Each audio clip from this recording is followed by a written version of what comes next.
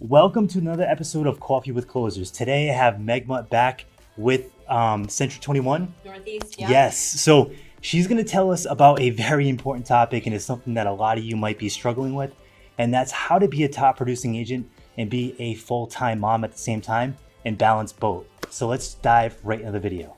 Welcome to Coffee with Closers. In this series, we interview top real estate producers that are out there making big things happen in the real estate industry. That way you can learn from their failures and their big wins so you can start winning more in your real estate business. So Meg, welcome to the show. I'm excited to hear about this topic because I know it's something that so many people struggle with and struggle balancing, and you seem to do it so well. Thank you. Yeah, of course. So I love that you said full-time mom. Yes, it's a whole nother job. Well, yes, that is true. And I also feel like, I forgot to let you ask your question. Full-time mom and top producer, right? Yes. So I feel like number one, there's no balance. And I also think that we were talking about this earlier, right? I think that you have to really decide, like, what kind of life do I want to be living?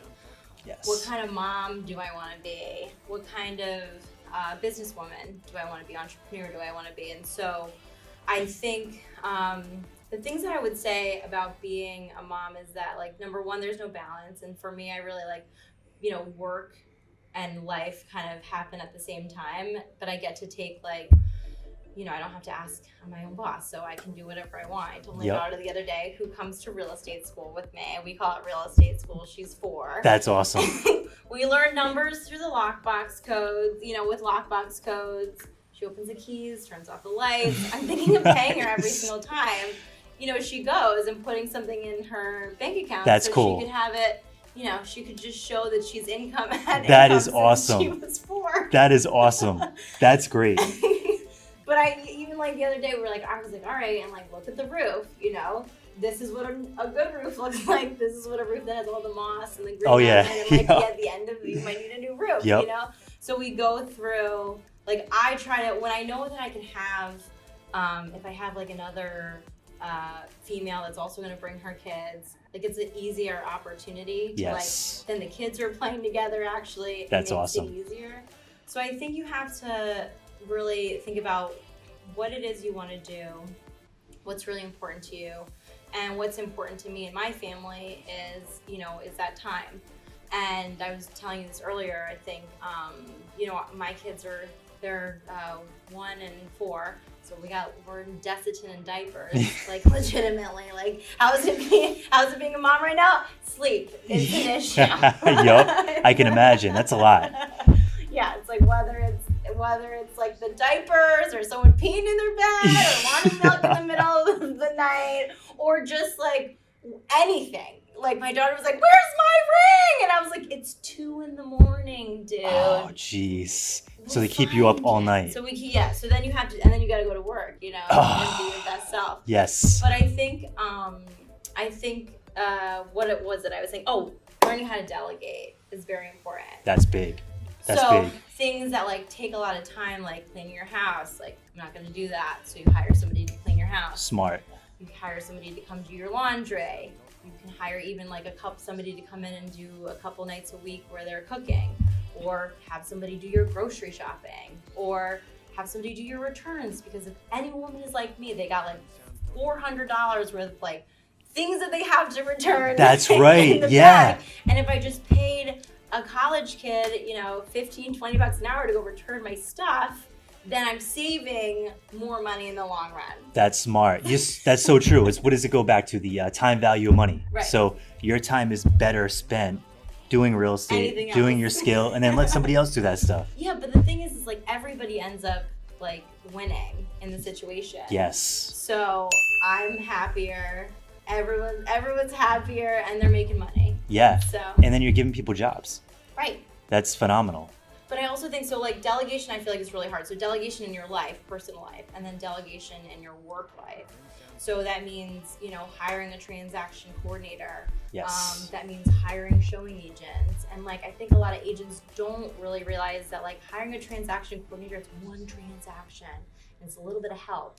And if it doesn't work out, if you don't like them, like you don't have to hire them again. That's true. Yes. So it's just like dating. We're like, let's just try it out. Yes. We're gonna go out for a drink. Might be a costly drink, but Yep. it's gonna be worth it. So I like, there's a certain point where I thought like, all right, well, do I want to be writing a purchase and sales on a Friday night? Exactly. Yep. Maybe messing it up. Yep. Maybe not messing it up. I'm not saying that, but like maybe the lot and the plot. Yep. No, Yeah, I get it. I get it. Some, there's a whatever. There's somebody else who can do it better than I can. Yes. So they keep me organized. They keep me accountable. And honestly, it's beneficial to my clients as well because everything is done, systematically and automatically. That's the whole key. It's systems and processes, right? Yeah. That's big. Yeah. So, so advice to somebody just getting started on this. Yeah. Say if you just started as a new real estate agent, you're trying to balance both. What would you recommend? Like, what systems would you put in place? Because maybe you didn't even do a deal yet, Yeah. right? Yeah. What should they expect, and how would you balance that out? Yeah. So I think like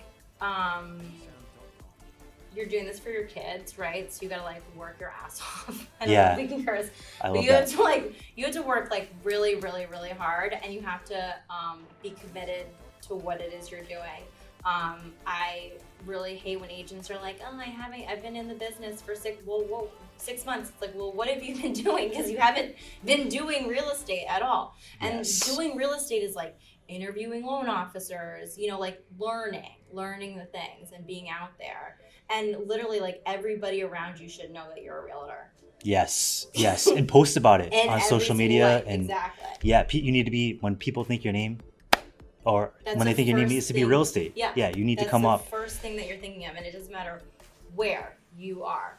It can be anywhere. Like I'm from Jersey, we're in Rhode Island, and people are like, you know what, Meg, you're the first person that I think That's about great. when I think about a realtor. That is awesome. But so I think you have to go hard. You have to really be like, you have to not care, and you have to be like, hi, I'm a realtor, I'm succeeding, and this is it, and this is all I got, and then everything else will flow, but the hard work has to be in there. Yes. And I think that's what a lot of people miss. They think it's like, oh, you're making all this money, but like in order to make money, you have to put in the work. And do the uncomfortable things, like and cold call and do the cold call. Mhm. And the cold call is like, who cares? Yes. Who cares? That person does not know you. Nope. So I say like, get over yourself. Like, Yeah. really, people need to get over themselves. They're so stressed out about what the other person's gonna think. Yeah. But when they hang up, even if it's a bad call, they're just gonna forget in 5 minutes anyway. Yeah. They're busy Just- doing something else. Yeah, you're literally anything else. Yeah. So I tell people to get over themselves. And then I also think, for me, what's been really important is I get up at 4 o'clock in the morning. I haven't been doing it. Wow. That's impressive. I haven't been doing it for the summer. I'm not gonna lie. But I started a group chat with a bunch of women.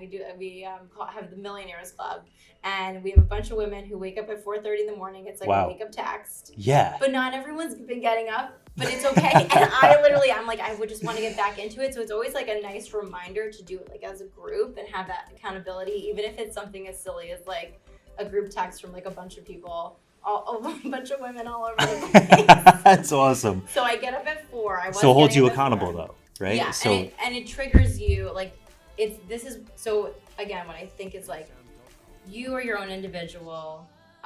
Whatever it is you want to do and what makes you feel good is what you should do. yes. So when you start identifying those things, like I definitely have ADD if you haven't noticed yet. Wait, what was I think we talking- all do, right? Sorry, I was like, wait, what was I talking about? But no, but so I think it's like super important to find those things that make you feel happy, feel better, and feel kind of calm and steady. And so that 4 a.m. wake up for me is just like a quiet moment where I don't have anyone asking me for anything, and but it's a commitment. Yes. You know what I mean? Yeah. To get up at 4 in the morning is a commitment, but it's like a gift to myself. And so like I go in the sauna for 15 minutes, and then I do like a Nice. little like affirmation book with a couple other women too. And then I would get started on work, but it was nice because I'd have that moment to myself. And then those are when like the big ideas come or the creative moments allow you to have that time to put in and to invest in it. That's awesome. So you get that reflection time between maybe like 4 and 7 kind of thing. Yeah. That's huge. I've heard a lot about that. I've heard nothing but good things. Yeah, and it's hours. It adds like hours, so many hours to your day. Yeah. Now at the end of the day, are you exhausted? Like by your 8 o'clock? Body gets used to it. So like I go to bed at 10. Yep. Okay. And then so 6 hours, like that's a good enough sleep. Yeah, that's perfect. I think that's the ideal sleep time anyway, isn't it? Between 6 and 7. Yeah. So that's perfect. Yeah. So that makes sense. So you just kind of adjust your schedule to make it all fit in. And then it sounds to me like you get your kids involved in the business somewhat and you bring them along on things and you kind of teach them the way and that kind of makes it more doable. Yeah. That's smart. That's smart. Yeah, it's fun. It's smart. I'm sure they enjoy it. You're teaching them things. You're kind of being a mentor to them. And, you know, you don't have to hire a babysitter or keep them at home or do something like that. And it's not all the time though. Like yeah, sometimes you kind of, I get it. Yep. But it is. It's about involving your kids and making it be whatever life you really want to live. And you just blend it all together. Yeah. Smart. That's smart. I'm not doing that good at it, but like we're trying. No, you're a top producer. You have kids. It's all working. It really is all working. So that's good advice. So if you have questions about this, if this is something that you're struggling with, drop it in the comment section below. I'll do everything I can to get there and answer it. Actually, I won't answer it because I can't help you. I don't have kids, but Meg will try her best. Yep. So thanks so much. If you like this kind of content for real estate entrepreneurs, hit the like button and subscribe.